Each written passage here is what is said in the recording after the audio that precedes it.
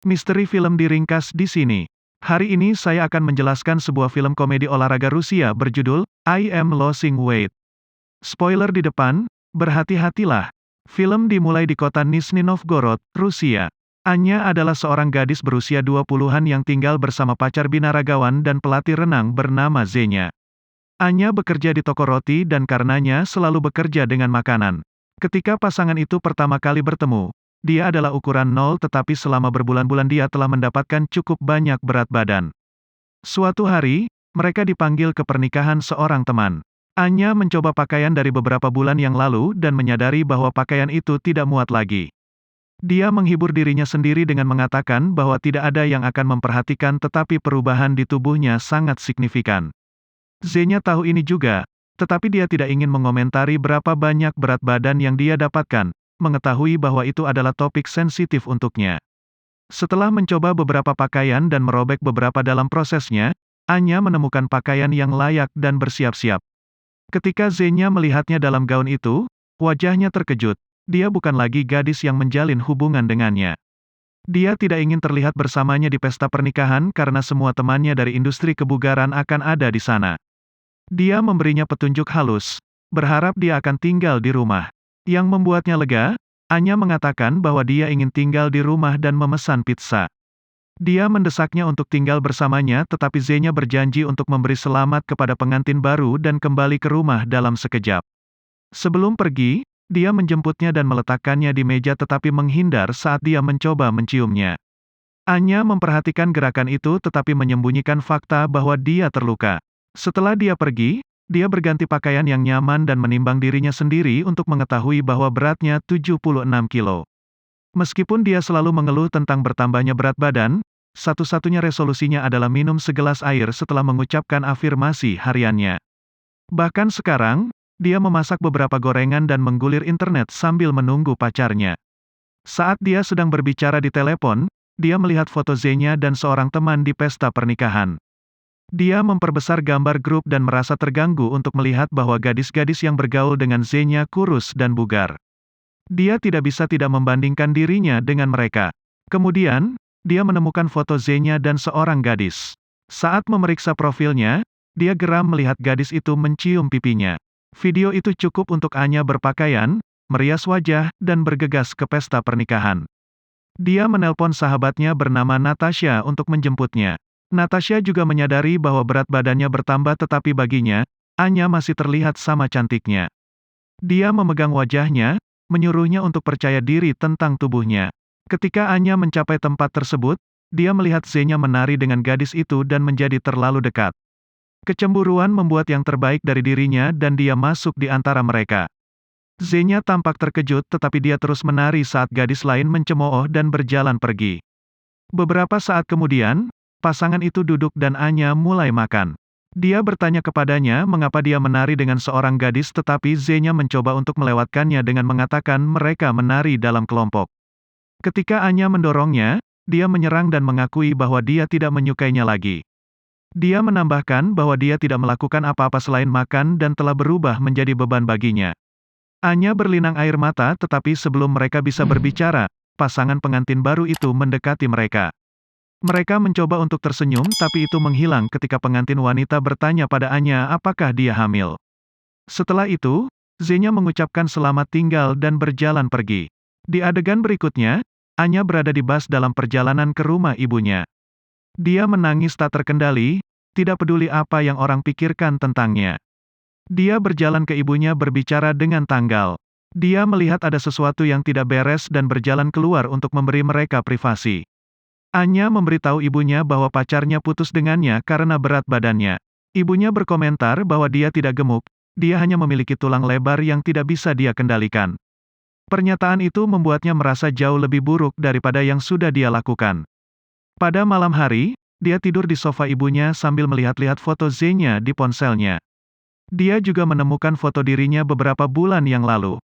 Dia memperbesar tubuhnya dan sedih melihat betapa dia telah berubah. Keesokan paginya, dia mendapat telepon dari Natasha yang memintanya untuk datang. Anya mengambil tempat tidur di balkon Natasha dan tinggal di sana mengeluh tentang perpisahan itu. Ternyata Zenya datang ke sana tadi malam untuk menurunkan semua barang miliknya. Natasha memintanya untuk tinggal bersamanya dan suaminya Dimas selama beberapa hari sampai dia menemukan tempatnya sendiri. Dia mencoba menghibur temannya tapi Anya tidak ingin merasa lebih baik, dia hanya ingin menangis dan mengeluh tentang mantan pacarnya yang buruk yang ingin dia kembalikan. Bahkan Dimas mencoba untuk membuatnya merasa lebih baik, mengklaim bahwa dia adalah gadis paling seksi di kota tetapi itu tidak membantu Anya. Dia menghabiskan malam di balkon dan didekati oleh Natasha keesokan paginya. Natasha bercerita tentang seorang teman yang berada di posisi yang sama dengan Anya. Pacarnya putus dengannya karena SMS karena berat badannya bertambah. Alih-alih menggerutu dan mengerang seperti Anya, gadis itu pergi ke gym dan menjadi langsing hanya dalam waktu sebulan. Pacar yang malang itu sangat menyesali keputusannya sehingga dia memenuhi kantornya dengan bunga untuk memintanya kembali bersamanya. Ketika Anya mengeluh bahwa dia tidak punya cukup uang untuk bergabung dengan gym, Natasha menyarankan agar dia menggunakan uji coba gratis 1 minggu di semua gym di kota dan lakukan secara gratis. Keesokan paginya, Anya mengucapkan afirmasi paginya, minum segelas air, dan pergi ke gym untuk pertama kalinya dalam hidupnya.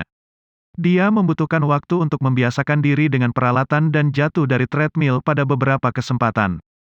Tapi semua kerja kerasnya sia-sia karena 1 jam kemudian, dia ada di restoran makan untuk 2 orang. Natasha, yang bekerja di restoran membuang makanannya, kecewa karena dia tidak bisa berkomitmen lebih dari 2 jam. Dia meminta temannya untuk menunjukkan beberapa kemauan. Sekembalinya ke rumah, Anya mengoleskan pelembab ke seluruh tubuhnya dan membungkusnya dengan plastik wrap. Dia berharap trik itu akan membuatnya kehilangan beberapa kilogram sambil melahap sekantong keripik. Pada tengah malam, dia mencoba mencuri makanan dari lemari es tetapi ditangkap oleh Natasha. Keesokan harinya, dia bertekad untuk tidak makan sesuatu yang tidak sehat. Ini sangat sulit baginya karena dia bekerja di toko roti. Saat mendekorasi kue, dia secara tidak sengaja menjilati lapisan gula dari petarungnya dan melakukan 10 squat untuk menebusnya. Sepanjang hari, makanan memanggil namanya tetapi dia mengendalikan dirinya sendiri. Pada satu titik, dia ditinggalkan sendirian dengan seluruh kue. Dia menatapnya selama beberapa menit mencoba membuat alasan untuk memakannya. Setelah mondar-mandir dan hampir memecahkan rak, dia menyerah dan melahap setengah kue sekaligus. Anya menyadari bahwa dia memiliki masalah. Dia mencari kelompok swadaya untuk orang-orang dengan gangguan makan kompulsif dan bergabung dengan pertemuan. Di tengah kelompok wanita adalah seorang pria lajang bernama Kolya. Anya memperkenalkan dirinya sebagai Angela dan berbohong bahwa dia tidak memiliki kelainan makan. Sebaliknya, dia mengaku sebagai jurnalis yang menulis cerita tentang gangguan makan. Kelompok tersebut mencoba bernalar dengan kondisi mereka, tidak menerima kenyataan bahwa mereka memiliki masalah. Kolya yang marah menunjuk masing-masing dari mereka dan menyebut mereka gemuk, termasuk dirinya sendiri. Dia juga mengatakan bahwa jelas Anya berbohong tentang menjadi jurnalis karena dia tidak mau menerimanya memiliki masalah. Anya berpura-pura mendapat panggilan telepon dan meninggalkan rapat tetapi Kolya mengikutinya. Dia mengundangnya ke restoran terdekat dan Anya pergi hanya karena dia tidak bisa menolak makanan. Kolya mengusulkan mereka menjadi sponsor kebugaran satu sama lain. Dengan begitu mereka harus berolahraga satu sama lain setiap hari, saling bertanya sebelum makan apapun dan memberikan dukungan emosional selama proses berlangsung. Anya tidak yakin tentang niat Kolya yang sebenarnya, tetapi dia tidak melihat ada salahnya mencoba.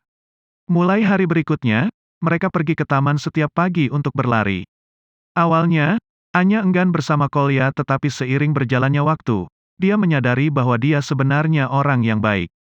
Dia tidak malu seperti apa tubuhnya yang asing baginya. Menghabiskan waktu bersamanya membuatnya mencintai tubuhnya juga. Mereka berbicara sebelum makan dan pandai membantu satu sama lain karena mereka mengalami masalah yang sama. Segera, Anya mulai menurunkan berat badan sedikit demi sedikit. Kepercayaan dirinya goyah ketika dia pergi ke pesta biliar dan melihat gadis-gadis kurus tampak cantik. Setiap kali dia merasa frustrasi, Kolya membantunya. Mereka sering berteriak sekuat tenaga untuk menghilangkan stres. Anya tidak menginginkan apapun selain validasi Z-nya yang membuat Kolya cemburu. Dalam 1,5 bulan, dia turun 10 kilo dan siap untuk bertemu Z-nya lagi. Dia membeli baju renang dan berpura-pura menabraknya di sebuah kolam renang. Dia bekerja sebagai instruktur dan terpana melihatnya. Setelah mengobrol sebentar, mereka masuk ke kolam dan mulai saling mencipratkan air. Semuanya berjalan dengan baik sampai gadis dari pernikahan tiba dan memperkenalkan dirinya sebagai pacar Z-nya. Anya patah hati untuk kedua kalinya. Dia berpesta dan minum sepanjang malam untuk melupakannya. Keesokan paginya, dia bangun telanjang di tempat tidur Kolya. Dia meyakinkannya bahwa dia tidak melihatnya telanjang. Kilas balik dari malam itu menunjukkan kepada kita bahwa Anya hendak pulang dengan orang asing tetapi Kolya tiba di waktu yang tepat dan meninju wajahnya untuk menyelamatkannya. Setelah pagi yang aneh, dia pergi ke rumah ibunya dan menceritakan semuanya padanya. Menurut ibunya, Anya memiliki trauma yang belum terselesaikan dari ayahnya yang meninggalkan mereka ketika dia masih kecil. Oleh karena itu, dia menginginkan validasi Z-nya meskipun dia tidak baik padanya. Anya mengerti apa yang dia maksud dan pergi menemui ayahnya keesokan harinya. Dia mengambil Kolya sebagai sopirnya karena perjalanannya memakan waktu 5 jam. Dalam perjalanan mereka, Kolya sering mencoba untuk lebih dekat dengannya, menunjukkan bahwa dia menyukainya, tetapi Anya tidak menyadari kemajuannya. Mereka akhirnya bertemu ayahnya Sergei di sebuah rumah kayu tempat dia tinggal bersama seorang wanita. Anya bertanya mengapa dia tidak ingin terlibat dalam hidupnya. Sergei, di sisi lain, mengingatkannya pada saat dia datang ke hari ulang tahunnya dengan hadiah tetapi dia membaliknya melalui jendela. Di malam hari, Anya tidak sengaja menjatuhkan lilin dan menyalakan api di rumah kayu. Sergei berteriak padanya karena merusak rumahnya, tidak peduli dengan keselamatannya. Anya dan Kolya segera pulang. Sebelum berpisah, dia mencium hidungnya. Kolya berada di puncak dunia dalam perjalanan pulangnya. Dia bahkan menukar jam tangannya untuk membeli bunga untuknya. Di tempat lain, Z-nya datang menemui Anya dan meminta maaf padanya. Mereka akhirnya bercinta setelah berbicara sebentar. Ketika Kolya kembali dengan bunga, dia melihat mereka dan pergi dengan kecewa. Keesokan paginya, Anya bangun dengan Z-nya yang berkomentar bahwa dia terlihat jauh lebih baik daripada sebulan yang lalu. Hal ini membuat Anya sadar bahwa dia tidak menginginkan hubungan yang tidak pasti di mana dia selalu takut pasangannya akan meninggalkannya. Mereka bertengkar lagi dan Z-nya pergi. Malam itu, dia pergi ke rumah Kolya, ingin bersama seorang teman. Tetapi Kolya sangat marah sehingga dia memberinya sebuah apel dan menyatakan bahwa hubungan mereka sebagai sponsor telah berakhir sekarang karena dia telah kehilangan berat badan. Keesokan paginya, dia pergi ke rumah Natasha tetapi tidak ada yang membuka pintu. Dia menggunakan jendela tetangga dan pipa untuk masuk ke dalam rumah dengan berbahaya. Ternyata Natasha dan dia suami bertengkar hebat setelah itu dia pergi.